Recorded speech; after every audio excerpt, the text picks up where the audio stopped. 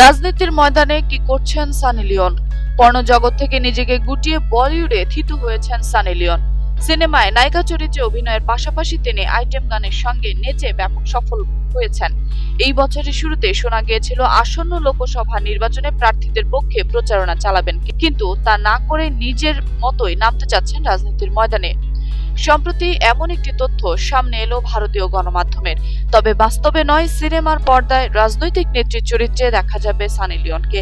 এতদিন হরর এবং রোমান্টিক সিনেমায় অভিনয় করলেও বর্তমানে তিনি দক্ষিণের সিনেমায় ব্যস্ত রয়েছেন। সানির প্রথম তামিল মুভি ভিরামা দেবী এখন মুক্তির অপেক্ষায়। এই সিনেমার কাজ শেষ হলেই সানিকে দেখা যাবে একই সিনেমার পরিচালক ফাদিদাইয়ানের একটি নতুন সিনেমা, যা নির্মিত হবে রাজনৈতিক প্রেক্ষাপটকে কেন্দ্র করে। কোনো রাজনীতিবিদের বায়োপিক নয়, এটি একটি পলিটিক্যাল ড্রামা। আর সেই ছবিতে প্রধান চরিত্রে অভিনয় করবেন সানি লিওন।